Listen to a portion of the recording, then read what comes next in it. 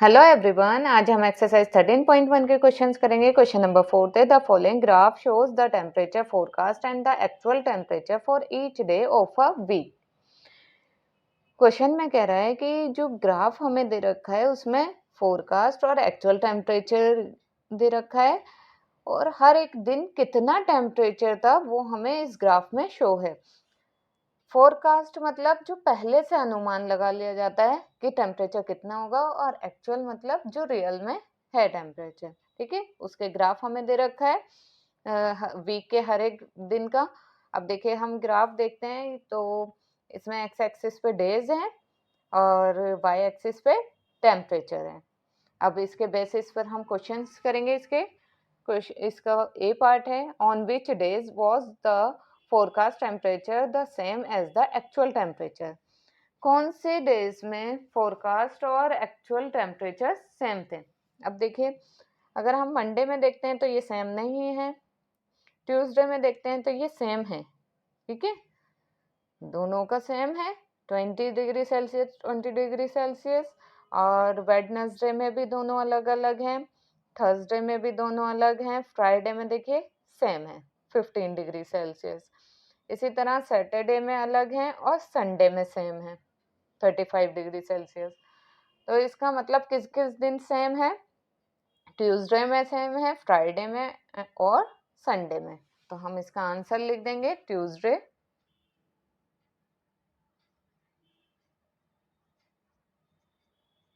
Tuesday में same था, और फ्राइडे में फ्राइडे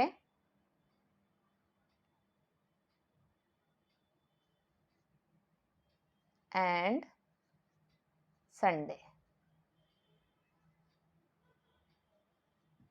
ठीक है, अब इसका सेकंड पार्ट है, B part. What was the maximum forecast temperature during the week. पूरे वीक में सबसे ज्यादा फोरकास्ट टेम्परेचर कितना था, हमें वो बताना है। अब देखिए, फोरकास्ट टेम्परेचर जो डॉटेड लाइन से है, अब डॉटेड लाइन से सबसे हाई पर पॉइंट कहाँ है, मैक्सिमम पॉइंट यहाँ है, और कितना था 35 डिग्री सेल्सियस। तो इसका आंसर आ जाएगा 35 डिग्री सेल्सियस। ठीक है, अब इसका C part, what was the minimum actual temperature during the week. पूरे वीक में सबसे कम एक्चुअल टेम्परेचर कब था। अब हम लाइन सेगमेंट से जो बनाए उसे देखते हैं।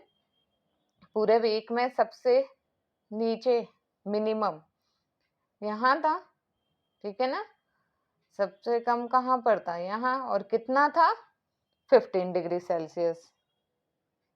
तो इसका आंसर आ जाएगा 15 डिग्री सेल्सियस। अब इसका D part, on which day did the actual temperature differ the most from the forecast temperature. अब हमें बताना है कि कौन से दिन एक्चुअल टेम्परेचर फोरकास्ट टेम्परेचर से बहुत ज्यादा डिफरेंस था। अब देखिए, मंडे में हम देखते हैं तो थोड़ा ही डिफरेंस था, ट्यूसडे में तो सेम था, वेडनेसडे में भी थोड़ा सा डिफरेंट है, थर्सडे में हमें थोड़ा ज्यादा दिख रहा है। अभी और आगे देखते हैं, फ्राइडे में सेम था, सैटरडे में भी कम है, संडे में सेम है। तो सबसे ज्यादा गैप बीच में डिफरेंट कब था, थर्सडे वाले दिन। तो इसका आंसर आ जाएगा थर्सडे। ठीक है, अब नेक्स्ट क्वेश्चन इसका, क्वेश्चन नंबर 5 है, use the tables below to draw linear graphs. जो हमें गिवन टेबल दे रखी है इसका यूज करके हमें लीनियर ग्राफ्स ड्रॉ करना है। अब इसका ए पार्ट है, the number of days a hill side city received snow in different year. यहाँ पर जो हमें डाटा दे रखा है, हमें दे रखा है कि नंबर ऑफ डेज, कितने नंबर ऑफ डेज में स्नो जो है वो पड़ी है। ठीक है, बर्फ पड़ी है हिल स्टेशन पे। अब देखिए, ईयर 2003 में 8 डेज पड़ी, 2004 में 10 डेज पड़ी, और 2005 में स्नोफॉल हुआ 5 डे, और 2006 में हुआ 12 डेज। ठीक है, इसका हमें लीनियर ग्राफ बनाना है। चलिए हम ग्राफ बनाते हैं। यहाँ मैंने ग्राफ ले लिया है। ईयर हम लेते हैं एक्स एक्सिस पे ले लेंगे और डेज हम वाई एक्सिस पर। हम एक लाइन ड्रॉ करेंगे।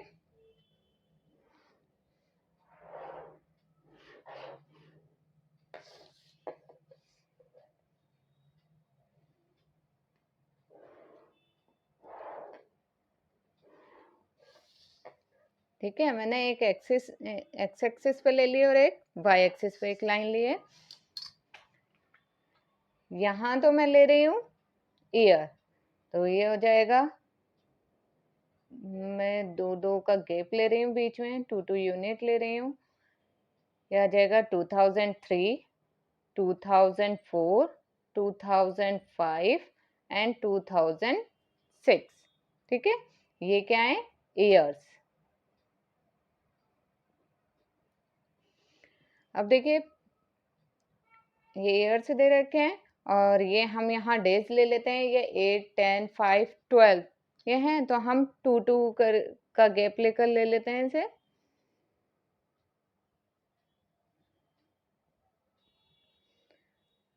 टू, 4, 6, 8, 10, 12। ठीक है, अब यहाँ पर ये क्या है, ये है डेज।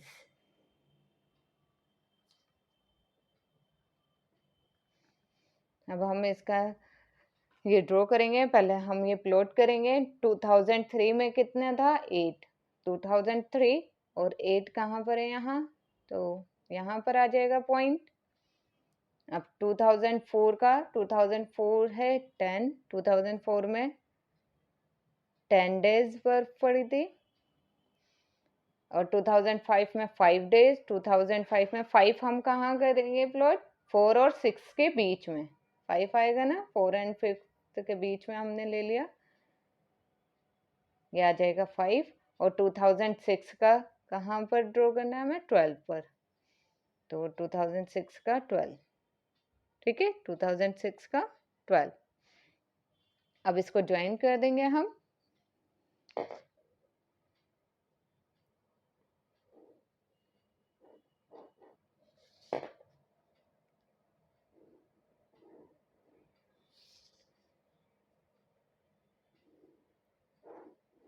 ठीक है, ये हमारा बन गया ग्राफ इसका। अब इसका बी पार्ट है, population of man and women in village in different years. Different year में विलेज के अंदर मैन और वुमेन की पॉपुलेशन कितनी थी, वो 1000 में हमें इस टेबल में गिवन दे रखी है। जैसे ईयर 2003 में नंबर ऑफ मैन कितने थे, 12,000 और नंबर ऑफ वुमेन 11,300। ऐसे ही हमें सबका डाटा दे रखा है 2004, 2005, 2006 और 2007 का, कि नंबर ऑफ मैन कितने थे और नंबर ऑफ वुमेन कितनी थी। इसको हम ग्राफ पे शो करेंगे। मैंने यहाँ पर एक्स एक्सिस और वाई एक्सिस ले लिया है। एक्स एक्सिस पे मैंने ईयर्स ले लिए 2003, 2004, 2005, 6 एंड 7। और इधर वाई एक्सिस पे मैंने पॉपुलेशन ले लिए इन 1000 में। यहाँ पर मैंने डाटा देखा था कि ये 13 से अबव ही है, तो मैंने अप टू 14 तक ले लिया। 1, 2, 3, 1 से लेकर 14 तक मैंने यहाँ काउंटिंग ले लिए। अब देखिए जो इसमें हमें नंबर ऑफ मैन भी शो करने हैं और नंबर ऑफ वुमेन भी, तो इसलिए मैंने डॉटेड लाइन से जो मैं शो करूंगी वो नंबर ऑफ मैन शो करूंगी और जो लाइन से शो करूंगी वो नंबर ऑफ वुमेन। अब पहले हम नंबर ऑफ मैन का शो कर देते हैं, लाइन ड्रॉ करेंगे। अब देखिए नंबर ऑफ मैन 2003 में कितने थे, 12,000, तो 2003 में 12,000, 12,000 कहाँ है, ये रहा। ठीक है, तो ये पॉइंट मैंने डाल दिया। अब 2004 में 12.5, 2004 में 12.5 कहाँ होगा, 12 और 13 के बीच में, यहाँ जाएगा 12.5। अब 2005 में 13, 2005 में 13, 2006 में 13.2, 13.2 मतलब इसके जो बीच में छोटी छोटी लाइन्स दे रखी हैं, ये हम काउंट करते हैं पॉइंट के बाद। अब जैसे 13 ये रहा, 0.2 मतलब 1, 2, ये जो छोटी सी लाइन है 13 यहाँ पर था, 1 और ये 2। ठीक है, ये आ जाएगा 13.2। अब है 13.5, 13.5 2007 में हम 13.5 कहाँ होगा, 13 और 14 के बीच में, ये आ जाएगा हमारा 13.5। ठीक है, अब इसको ज्वाइन कर देंगे, कनेक्ट कर देंगे ये लाइन।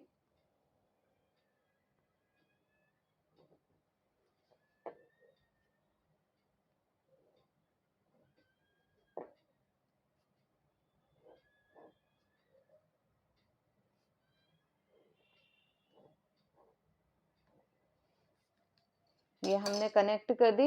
ये क्या है, नंबर ऑफ मैन। सॉरी, मैंने इसे डॉटेड लाइन से नहीं, लाइन से कनेक्ट कर दिया, इसलिए मैं इसको चेंज कर देती हूँ। ये तो हो गया लाइन, और ये मैं शो कर दूंगी डॉटेड लाइन से। ठीक है, अब number of women, number of women कितने थे, 11.3 2003 में, 2003 में 11.3 मतलब 11 ये, और छोटी जो लाइन है वो 3 ले लेंगे, 1 2 3, यहाँ पर आ जाएगा 11.3। अब है इसका 2004 में 11.9, 11.9 मतलब 12 के आसपास होगा यहाँ पर। अब है 13, ये आ जाएगा, सॉरी 13 यही आएगा। 2006 में 13.6, 13.6, 13 यहाँ था, 13.6 यहाँ पर आ जाएगा। अब है 12.8, तो 12.8 हो जाएगा हमारा, 12 यहाँ है और 8 यहाँ पर आ जाएगा, 12.8। ठीक है, अब इसे डॉटेड लाइन से ज्वाइन कर देंगे।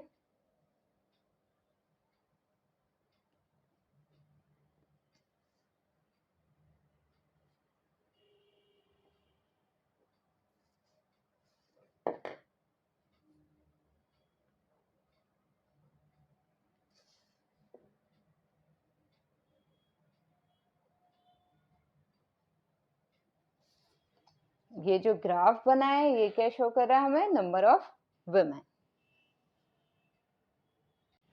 क्वेश्चन नंबर 6 है, a courier person cycles from a town to a neighboring suburban area to deliver a parcel to a merchant. His distance from the town at different times is shown by the following graph. Question में कहा गया है कि एक courier person town से अपने पास के suburban area में पार्सल डिलीवर करना चाहता है मर्चेंट को। ठीक है, वो जो डिस्टेंस तय करता है किस किस टाइम वो कितना डिस्टेंस ट्रेवल कर रहा है, कितना डिस्टेंस तय कर रहा है, वो हमें ग्राफ में दिया गया है। अब देखिए ग्राफ में क्या शो कर रहा है, एक्स एक्सिस पर टाइम है और वाई एक्सिस पर डिस्टेंस है किलोमीटर में। ये 8 बजे वो टाउन से निकला 8 AM, 9 AM पर वो 10 किलोमीटर चला, और 10 AM पर वो कितना डिस्टेंस ट्रेवल कर रहा है, तय कर रहा है 16 किलोमीटर।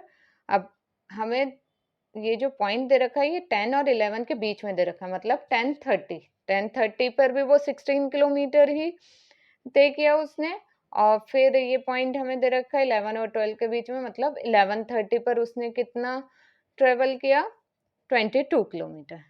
ठीक है, अब इसका ए पार्ट है, what is the scale taken for the time next, कि टाइम नेक्स्ट टाइम के लिए उन्होंने कितना स्केल ले रखा है। अब देखिए ये बॉक्स दिख रहा है 1 2 3 4, मतलब ये 1 यूनिट कहलाती है, तो 4 यूनिट किसके इक्वल हो गई, 8 से 9 AM मतलब 1 आवर्स के। ठीक है, हर एक टाइम के लिए कितनी यूनिट ले रखी है, 4 यूनिट, तो हम लिख देंगे 4 यूनिट इक्वल होगी 1 आवर। ठीक है, यही रिप्रेजेंट कर रखा है, 4 यूनिट 1 आवर्स के लिए ले रखी है, 8 से 9, 9 से 10, 10 से 11, 11 से 12। अब बी पार्ट है, how much time did the person take for the travel, ये ट्रेवल में वो कितना टाइम ले रहा है। ठीक है, कितना टाइम लग रहा है उसे।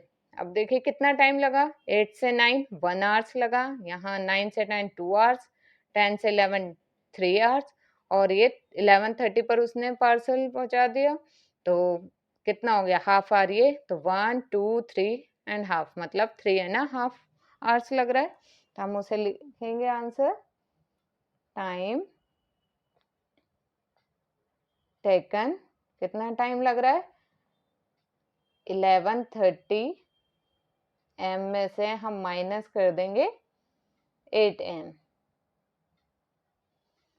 ठीक है, क्योंकि टोटल वो कितने टाइम में पहुंच रहा है, 11:30 पे पहुंच रहा है, और 8 बजे वो टाउन से निकला, तो कितना टाइम लिया उसने, 11:30 में से 8 माइनस करेंगे, कितना आ जाएगा, 3.5 आवर, या डायरेक्ट आप आंसर लिख सकते हैं 3.5 आवर्स। अब सी है, how far is the place of the merchant from the town, town से मर्चेंट का प्लेस कितनी दूर था, यहां से वो टाउन से चला कितनी दूर था, 22 किलोमीटर, तो इसका आंसर आ जाएगा 22 किलोमीटर। डी पार्ट है, did the person stop on his way, explain, क्या पर्सन रास्ते में कहीं रुका था, और उसे आगे एक्सप्लेन भी करना है। अब देखिए, हमने यहाँ पर देखा था 10 AM पर भी 16 किलोमीटर पर था, और 10:30 किलोमीटर पर भी सेम, सॉरी 10:30 AM पर भी वो 16 किलोमीटर था, तो इसका मतलब यहाँ पर वो रुका था, रेस्ट किया होगा उसने हाफ एन आवर, हम लिख देंगे yes, yes the person stopped on his way from 10 AM to 10:30 AM, ठीक है, 10 AM से वो 10:30 AM तक वो रुका था। दिस इज, एक्सप्लेन भी करना है हमें, this is indicated by the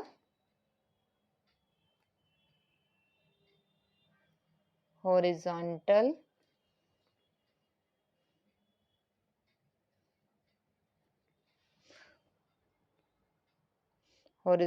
part of the graph। ये हमें कैसे पता लगा, क्योंकि ये जो हॉरिजॉन्टल हमें पार्ट दे रखा है, इससे हमें पता लगा कि वो रास्ते में कहीं रुका था। अब ई पार्ट है इसका, during which period did he ride fastest, कौन से पीरियड में वो सबसे तेज गया, राइड उसने सबसे तेज की। अब देखिए कब की, हमें यही दिख रहा है ग्राफ, सबसे ज्यादा ऊपर जाता हुआ, ठीक है ना, तो यहाँ पर इसने कितना 10 किलोमीटर तय किया, यहाँ से 10 किलोमीटर से 16, मतलब यहाँ 6 किलोमीटर तय किया, यहाँ पर वो रुक गया, फिर यहाँ 16 से 22, मतलब कितना 8 किलोमीटर, तो सबसे ज्यादा तेज वो कब चला, 8 AM से 9 AM, तो लिख देंगे ही rides fastest during 8 AM to 9 AM, ठीक है।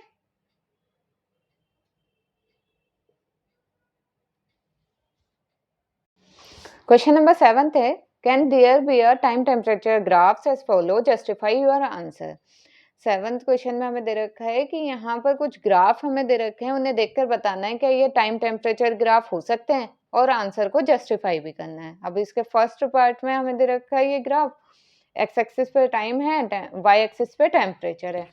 अब यहाँ पर हम देख रहे हैं जैसे जैसे टाइम बढ़ता जा रहा है, उसी तरह से टेम्परेचर भी बढ़ता जा रहा है। ऐसा हम रियल लाइफ में भी देखते हैं कि टाइम अगर, जैसे हम 1 बजे देखते हैं, दोपहर को 1 बजे 20 डिग्री सेल्सियस है टेम्परेचर, तो 2 बजे 22 भी हो सकता है, 3 बजे 25 भी हो सकता है, टाइम के अकॉर्डिंग बढ़ सकता है ना टेम्परेचर, तो ये वैलिड है, तो हम लिख देंगे टाइम इंक्रीज हो रहा है तो टेम्परेचर भी इंक्रीज हो रहा है, तो ये क्या है, valid graph. So it is a valid time temperature graph. ठीक है, ये हमारा था फर्स्ट पार्ट. अब इसका सेकंड पार्ट करते हैं. सेकंड पार्ट में भी हमें ये ग्राफ दे रखा है, लेकिन ये अब नीचे की साइड दे रखा है. मतलब जैसे जैसे टाइम बढ़ता जा रहा है टेम्परेचर घटता जा रहा है. तो क्या ये पॉसिबल है? यस, ये भी पॉसिबल है, क्योंकि कभी कभी ये होता है ना, टेम्परेचर रात के टाइम घटता चला जाता है, टाइम बढ़ता है और टेम्परेचर घटता है. तो इसमें टाइम इंक्रीज हो रहा है और टेम्परेचर गिर रहा है. क्या ये वैलिड है? ये भी वैलिड है. So it is a valid time temperature graph. ठीक है,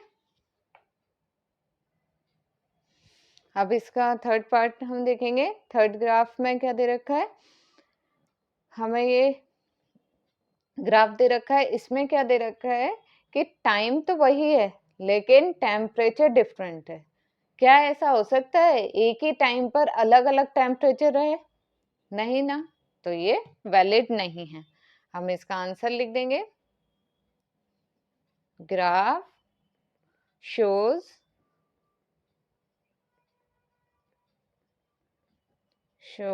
different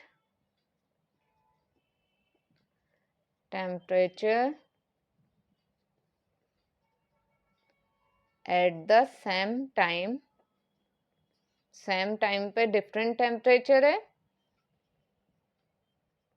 which is not possible. ऐसा पॉसिबल हो ही नहीं सकता. So it is not valid time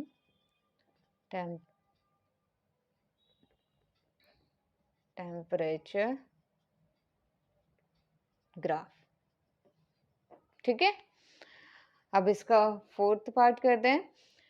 fourth part में हमें क्या दे रखा है कि टाइम बढ़ता जा रहा है लेकिन टेम्परेचर स्टेबल है, टेम्परेचर वही सेम है. क्या ऐसा हो सकता है? यस, ऐसा तो हो सकता है कि टाइम अलग हो, टेम्परेचर वही सेम रहे. तो ये तो पॉसिबल है.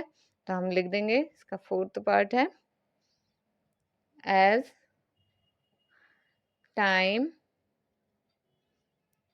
Increase temperature remain constant. ठीक है, टाइम तो इंक्रीज हो रहा है लेकिन टेम्परेचर कांस्टेंट है, तो ये वैलिड है. So it is a valid time temperature graph.